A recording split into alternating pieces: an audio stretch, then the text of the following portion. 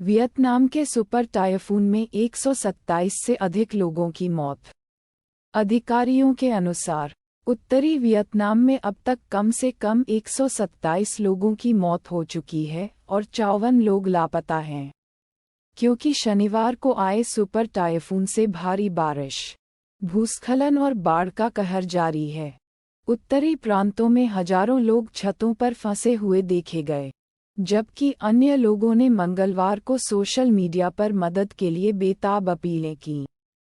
UK ने Iran की सभी उड़ानों पर रोक लगाए, सहयोगियों ने प्रतिबंध बढ़ाए।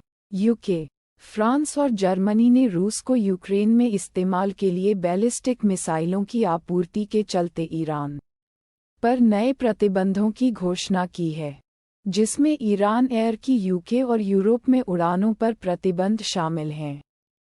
इन नए उपायों की घोषणा अमेरिकी विदेश मंत्री एंटनी ब्लिंकन की लंदन यात्रा के दौरान की गई, जिनमें कई ईरानी सैन्य अधिकारियों पर यात्रा प्रतिबंध भी शामिल हैं। फ्रांसीसी गांव सामूहिक बलात्कार के भयावह मुकदमे से बिखर गया। अविग्नन के पैलेस ऑफ जस्टिस के वोल्टेयर कोर्टरूम में भरी हुई भीड़ के बीच निराशा की एक स्पष्ट आह सुनाई दी, जब मुख्य न्यायाधीश, लाल वस्त्र पहने हुए, ने इस मामले में एक अप्रत्याशित लेकिन अनिवार्य देरी की घोषणा की, जिसने पूरे फ्रांस को झकझोर दिया है।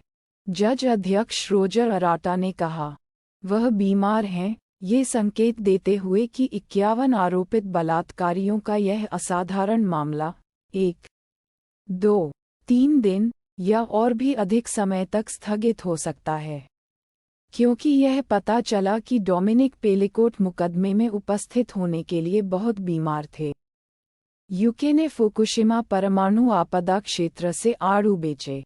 ब्रिटिश लग्जरी रिटेलर हैरोड्स ने जापान के फुकुशिमा क्षेत्र से आड़ू बेचना शुरू कर दिया है, जो 2011 की परमाणु आपदा के बाद वहां उगाए गए उत्पादों पर विश्वास बहाल करने के प्रयास का हिस्सा है।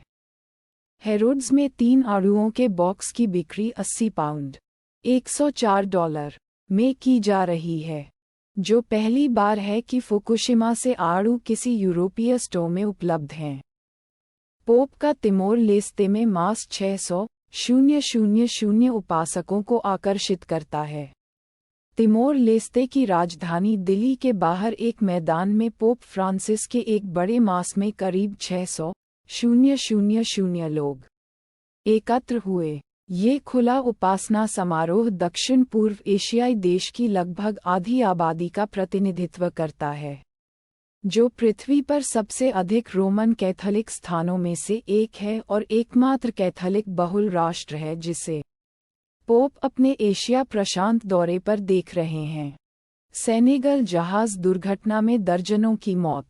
सेनेगल के तट के पास एक नाव पलटने से कम 26 लोगों की मौत हो गई है। अधिकारियों का कहना है कि लकड़ी की इस मछली पकड़ने वाली नाव पर 100 से अधिक लोग सवार थे जब यह अपनी यात्रा के 4 किलोमीटर (2.5 मील) बाद ही डूब गई। तट के किनारे परेशान रिश्तेदार और दोस्त अपने प्रियजनों की खबर का बेसब्री से इंतजार कर रहे हैं। चीन में गर्मी के बीच कक्षाओं में एयर कंडीशनर पर विवाद। चीन में असामान्य हीटवेव के दौरान कक्षाओं में एयर कंडीशनर के उपयोग को लेकर सोशल मीडिया पर विवाद छिड़ गया है।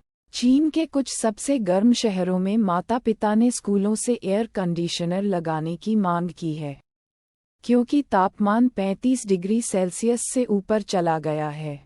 यह विवाद दक्षिणी शहर चांगशा में और भी बढ़ गया जब शिक्षा विभाग ने जवाब दिया कि छात्रों को कठोर परिश्रम और सहनशीलता की भावना विकसित करने के लिए एयर कंडीशनर नहीं लगाए जाएंगे।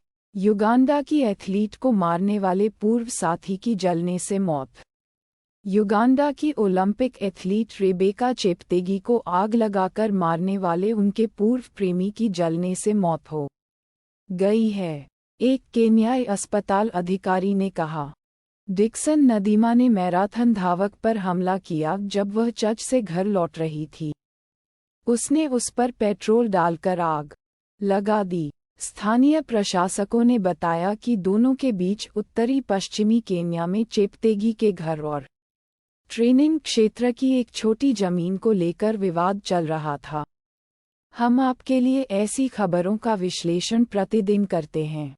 ऐसी ही अंतर्राष्ट्रीय खबरों के साथ जुड़ने के लिए हमारे चैनल को सब्सक्राइब करें और अपने दोस्तों के साथ शेयर भी करें। धन्यवाद।